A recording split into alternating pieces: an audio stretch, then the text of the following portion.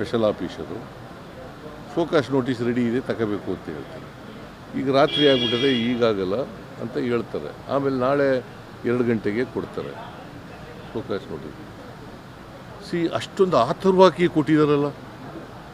ಅದೇ ಜೊಲ್ಲೆ ಮೇಲೆ ಕಂಪ್ಲೇಂಟ್ ಇದೆ, ಜೊಲ್ಲೆ ಮುರುಗೇಶ್ ನಿರಾಣಿ ಮೇಲೆ ಕಂಪ್ಲೇಂಟ್ ಇದೆ, ಜನಾರ್ದನ್ ರೆಡ್ಡಿ ಮೇಲೆ ಕಂಪ್ಲೇಂಟ್ ಇದೆ.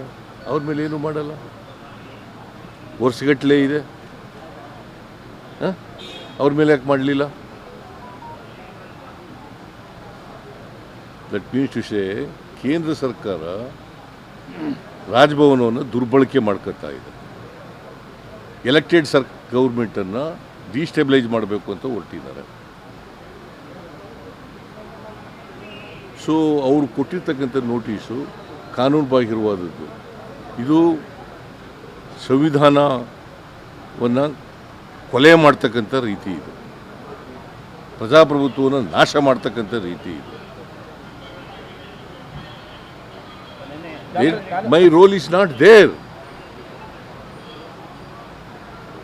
Wear is my role? ಹೇಳಿ ನೋಡೋಣ, ನನ್ನದು ರೋಲ್ ಏನಿದೆ? ಏನೂ ಇಲ್ಲದೇನೆ ಅನಗತ್ಯವಾಗಿ ಇದು ಮಾಡ್ತಾ ಇದೆ. ಸೊ ಅದಕ್ಕೆ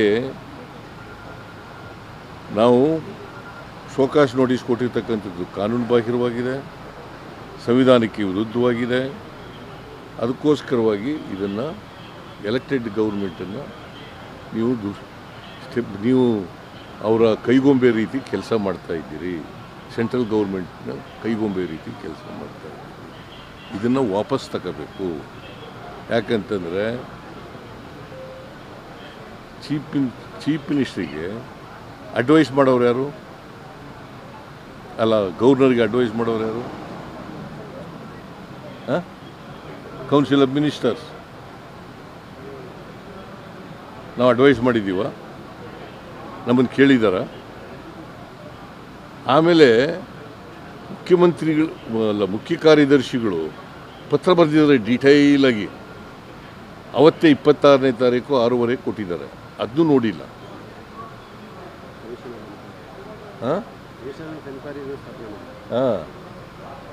ಆಮೇಲೆ ನಾವು ಜುಡಿಷಿಯಲ್ ಕಮಿಷನ್ ಮಾಡಿದ್ದೀವಿ 14ನೇ ತಾರೀಕೆ.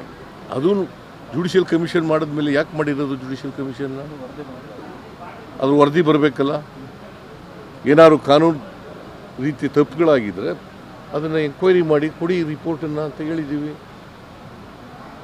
ಅದನ್ನು ಕನ್ಸಿಡರ್ ಮಾಡಿಲ್ಲ. ಸೊ ಇವರು ರಾಜ್ಯಪಾಲರು ಸಂಪೂರ್ಣವಾಗಿ ಕೇಂದ್ರ ಸರ್ಕಾರದ ಕೈಗೊಂಬೆ ರೀತಿಯಲ್ಲಿ ಕೆಲಸ ಮಾಡಿದ್ದಾರೆ. BJP JDSನವರ ಕೈಗೊಂಬೆಯಾಗಿ ಕೆಲಸ ಮಾಡಿದ್ದಾರೆ.